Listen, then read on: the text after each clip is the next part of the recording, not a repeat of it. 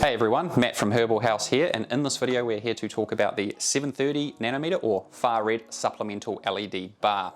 So before we get into the uses, I'll just discuss what you actually get in the box, 'cause it's always nice to know. Obviously you've got the lovely brown packaging when it gets delivered. You've got the LED bar, supplemental light, pieces of foam to keep it in there nice and safe.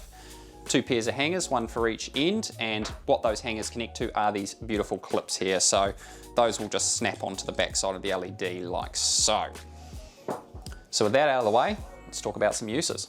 Okay, so before we get started on the features, I just figured I'd mention this is a 30-watt fixture, so being supplemental, it is not designed to be high power, but being a very specific spectrum of 30 watts, it is still a fair amount, don't get me wrong. The power cable is also just on 2 meters in length, so a pretty good length for a lot of people to slip that into their grow space. Now, talking about how you would use this light, so it does depend what plant you are dealing with and what you are trying to achieve, being that this has many uses. The main three are the Emerson effect, sleep initiation, and genetic response, which we would call shade avoidance. So I'm going to start with shade avoidance. Now, depending what plant you are dealing with, let's say you're dealing with leafy greens, such as lettuce, exposing a lettuce plant to a high amount of 730 or far red will trigger the shade avoidance reaction within the plant. Now, within lettuce, what will happen is the foliage will expand, look wonderful, look juicy. That's exactly what you want from lettuce. If you've got a tomato plant and you expose a lot of this particular spectrum to it, the plant will think it's in the shade, but it has a different genetic response, and that is to stretch to get above the canopy wherever it thinks it is.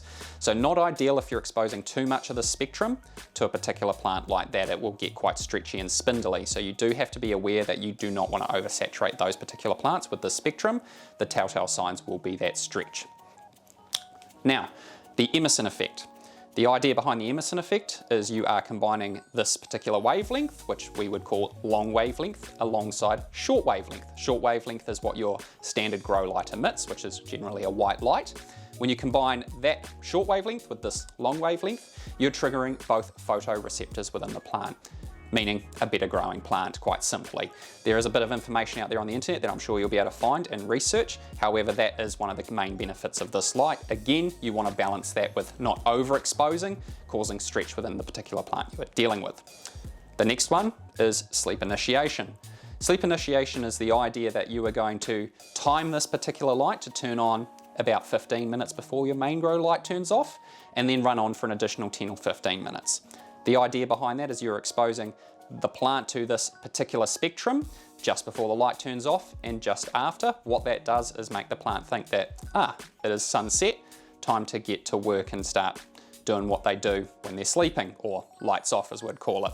Now, the benefit of that is when you abruptly turn off a grow light, let's say, the plant is going to sit there, not so much stunned, but it's going to be wondering what happened and when is the light coming back on for a period of time. This is there to smooth that over and allow the plant to get to work much faster, because you don't want to essentially leave it sitting there for an hour stunned, wondering what's going on. It can just accept what's happening, the sun is going down, time to get on with it.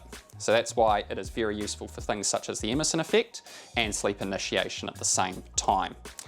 So with that in mind, we're just going to show you an example of how we've set up a couple of these lights behind us and how to set up the hangers. Okay, so for setting up the hangers, you've got these clips here that I'll just move in so you can see what's going on there. That's just going to snap over the LED. It's got a couple grooves in the top where the hanger is going to clip into, so I'll just snap that over the LED now on either end.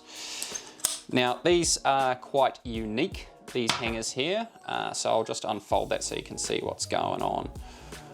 Now, the main difference here is the ratchet mechanism, which I'll just let that get out of the way and show you what's going on here. So what will happen is when you go to tighten it, you have this extra cable, just here, which you're going to pull through, and that's going to pull the ratchet tighter. So bearing that in mind, if you over tighten it, the way to loosen it is just, there's a little sleeve here just at the end of the cable. You're going to push that in, and when you push that in, it's going to release the tension and you can pull that back through like so.